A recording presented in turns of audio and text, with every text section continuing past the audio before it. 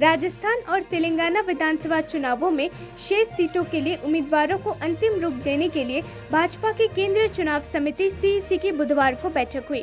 Party अध्यक्ष JP Nadda की अध्यक्षता में हुई बैठक में प्रधानमंत्री नरेंद्र मोदी भी शामिल हुए। इस नवंबर में छत्तीसगढ़, एमपी, मिजोरम, राजस्थान और तेलंगाना में विधानसभा चुनाव होने हैं। बैठक में श्री मोदी के अलावा केंद्रीय मंत्री अमित शाह और राजनाथ सिंह समेत सीईसी के अन्य सदस्य शामिल हुए।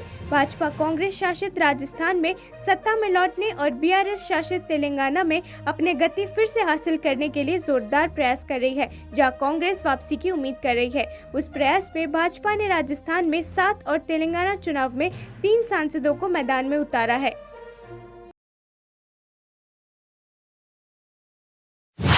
जैसे जैसे मध्य प्रदेश विधानसभा चुनाव नजदीक आ रहे हैं, पूर्व मुख्यमंत्री दिग्विजय सिंह ने भारतीय जनता पार्टी पर निशाना साधते हुए कहा कि राज्य के लोग उनके झूठ, भ्रष्टाचार और गरीबों और किसानों के साथ अनुचित व्यवहार से तंग आ चुके हैं। उन्होंने ये भी आरोप लगाया कि भाजपा ने 20 साल तक राज्य को लूटा। मध्य प्रदेश उन 5 राज्यों में से एक है जहां इस साल चुनाव होने हैं। राज्य में 17 नवंबर को एक चरण में मतदान होना है और वोटों की गिनती 3 दिसंबर को होगी। मतदाता 230 विधानसभा क्षेत्रों से विधायक चुनेंगे। सर, शिवराज सिंह चौहान ये कह रहे हैं कि दिग्विजय सिंह और कमलनाथ जो है कांग्रेस में जय वीरू है। जिस प्रकार से इनकी जय वीरू की जोड़ी पूरा प्रदेश को बर्बाद कर रही है। तो गब्बर सिंह कौन था? देखो, ऐसा है, ये सब बातें छोड़िए। पूरे 20 साल से इन्होंने लूटा है जिस तरह से गब्बर सिंह लूटता था। इसलिए साथियों, इन झगड़ों में मत पड़िए। मुद्दे वो नहीं है जय वीरू के और गब्बर सिंह के। मुद्दा ये है कि पिछले 20 साल में लोग त्रस्त हैं। इनकी बेईमानी, इनकी झूठ, इनका भ्रष्टाचार, गरीबों के साथ अन्याय, किसानों के साथ अन्याय, बेरोजगारों को रोजगार नहीं। महाराष्ट्र पुलिस ने मराठा आरक्षण आंदोलन के दौरान हुई हिंसा के संबंध में 141 मामले दर्ज किए हैं और 168 लोगों को गिरफ्तार किया है। महाराष्ट्र के पुलिस महानिदेशक रजनीश सेठ ने कहा, मराठा आरक्षण को लेकर पूरे राज्य में प्रदर्शन हुए। कुछ प्रदर्शन हिंसक भी हो गए। संभाजी नगर में 29 से 31 अक्टूबर के बीच 54 लोगों पर मामला दर्ज किया गया और 106 को गिरफ्तार किया गया है। बीड में 7 पर आईपीसी की 307 धाराओं के तहत मामला दर्ज किया गया है। निषेधाज्ञा लागू कर दी गई है और इंटरनेट सेवा अस्थायी रूप से निलंबित कर दी गई है। महाराष्ट्र में 24 से 31 अक्टूबर के बीच 141 अपराध दर्ज किए गए हैं। 168 आरोपियों को गिरफ्तार किया गया है। महाराष्ट्र में लगभग 12 करोड़ रुपए की सार्वजनिक संपत्ति को नुकसान पहुंचाया गया है। In Maharashtra, there is an agitation going on for reservation for Marathas, for the reservation for the Maratha community, and this agitation is going on peacefully at some places, but at some places it has taken a violent turn.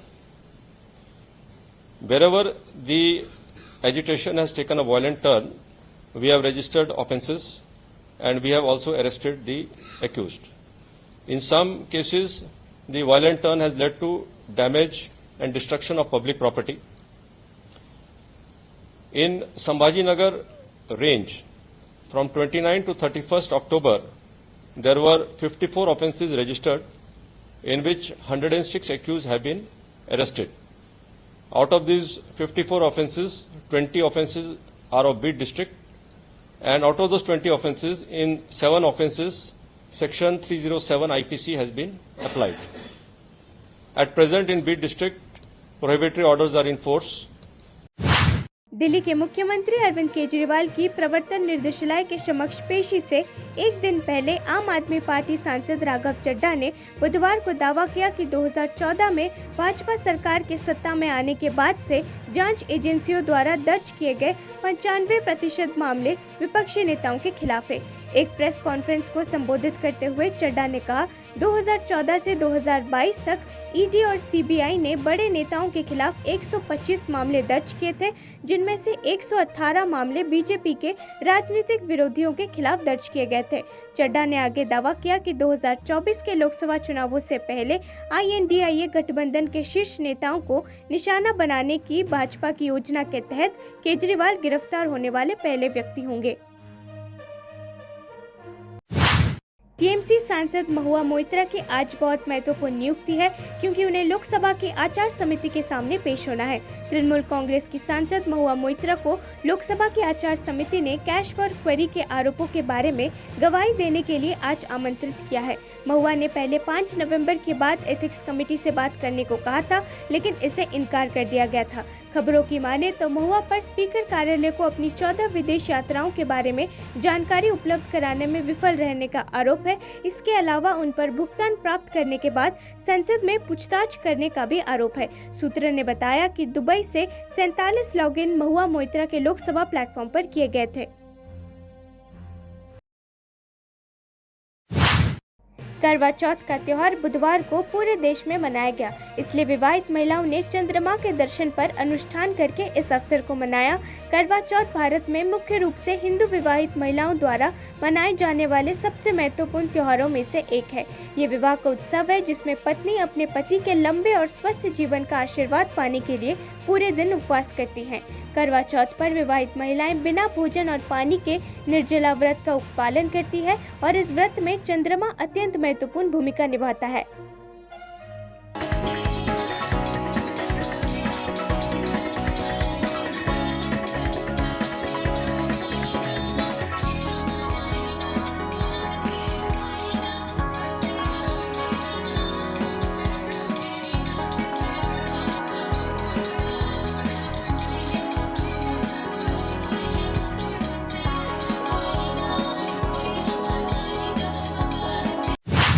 ICC world cup match में south Africa द्वारा New Zealand को हराने के बाद south Africa के प्रशंसकों ने match के बारे में अपना उत्साह साझा किया और कहा कि वो मैच में हावी रहे। अपना विचार साझा करते हुए एक साउथ अफ्रीकन प्रशंसक ने कहा, आज वास्तव में बहुत अच्छा माहौल था, ये भारत में मेरा पहला अवसर है। इंग्लैंड के एक अन्य साउथ अफ्रीकन प्रशंसक ने कहा, उन्होंने वास्तव में अच्छा खेला, हमने अच्छी बल्लेबाजी और गेंदबाजी की, आशा करते हैं कि अगले बार वो ऐसा कर सकेंगे। पुणे में 190 रन की शानदार जीत के साथ साउथ अफ्रीका वर्ल्ड कप 2023 अंक तालिका में शीर्ष पर पहुंच गया। इस बीच न्यूजीलैंड के एनआरआर को बड़ा झटका लगा, क्योंकि वो ऑस्ट्रेलिया से नीचे चौथे स्थान पर आ गए। The batting's really good. Obviously, hundreds for Quinny and Rassi, so it's going really well at the top. And really good to see the bowling as well, especially spin with Kashif Maharaj, bowling well at the end there. Looking really good. So it's going to be in the semi-finals now, and then hopefully don't choke again, eh? You've got to keep positive, haven't you? You've got to keep the momentum going. So, see how we go against India and go from there. But yeah, okay, it's a strong win. You're coming from South Africa or? From England, but supporting South Africa. Okay. As obviously reasons, Okay, so how was today's match? What is your reaction? Really good atmosphere. Yeah, my first time in India, so really good to see. A lot of people here, a lot of support. So yeah, really good. It was a good one. They played very well. Bollywood superstar Shahrukh Khan ने अपने जन्मदिन पर अपने आवास मन्नत के बाहर प्रशंसकों को बधाई दी। अभिनेता आज 2 नवंबर को 58 साल के हो गए। उनके आवास के बाहर प्रशंसक बड़ी संख्या में एकत्र हुए। शाहरुख खान अगली बार राजकुमार हिरानी के निर्देशन में बनी फिल्म डंकी में नजर आएंगे।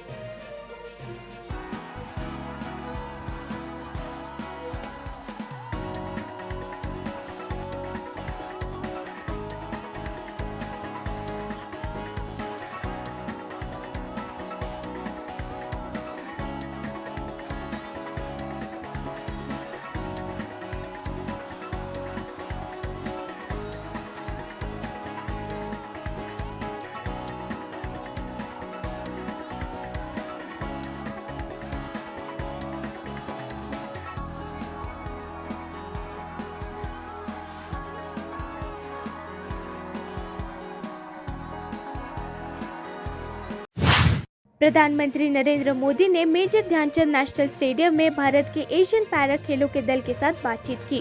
प्रधानमंत्री ने इस साल एशियन पैरा खेलों में रिकॉर्ड तोड़ प्रदर्शन के लिए एथलीटों की सराहना की। भारत ने एशियन पैरा गेम्स 2023 में 29 स्वर्ण पदक सहित कुल 111 पदक जीते। कार्यक्रम में एथलीट, उनके कोचों, भारतीय पैरा ओलंपिक समिति और भारतीय ओलंपिक संघ के अधिकारियों, राष्ट्रीय खेल महासंघों के प्रतिनिधि और अधिकारियों ने भाग लिया। प्रधानमंत्री नरेंद्र मोदी ने कहा, मैं आपसे मिलने के मौके ढूंढते रहता हूं। मैं आप लोगों के बीच सिर्फ एक ही काम के लिए आया हूं और वो है आपको बधाई देने के लिए। आप भारत से बाहर थे, चाइना में खेल रहे थे। मैं यहां बैठकर हर पल आपके प्रयासों और आत्मविश्वास को जी रहा था। आप सभी ने जिस तरह से देश को गौरवान्वित किया है वो बिल्कुल अभूतपूर्व है। आप 111 पदक घर लाए हैं और ये कोई छोटी संख्या नहीं है। साथियों, आप सभी को मिलने का अवसर मैं खोजता ही रहता हूं।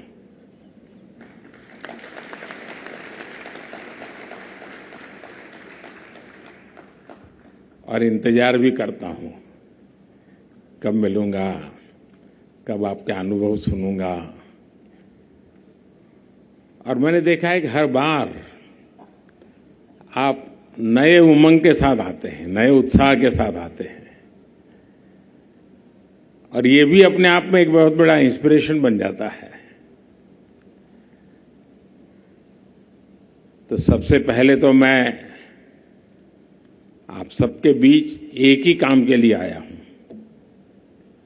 और वो है आप सबको बहुत बहुत बधाई देना।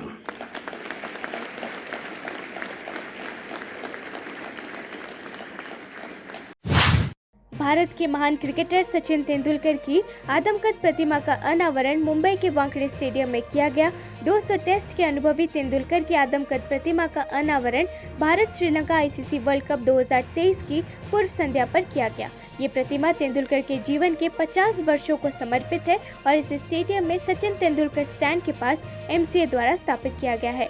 इस समारोह में तेंदुलकर के साथ उनकी पत्नी अंजलि और बेटी सारा भी मौजूद थी। इस कार्यक्रम में महाराष्ट्र के सीएम एकनाथ शिंदे, कांग्रेस नेता शरद पवार, बीसीसीआई सचिव जय शाह और ट्रेजरर आशीष शेलार भी शामिल हुए।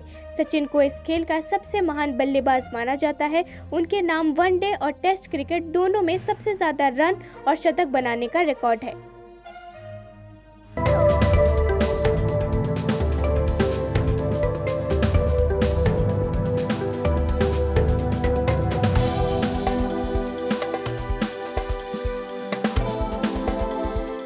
It is indeed a special moment for me. I remember, I think it was around Feb or so when Mr. Shelar and Mr. Kale both called me on behalf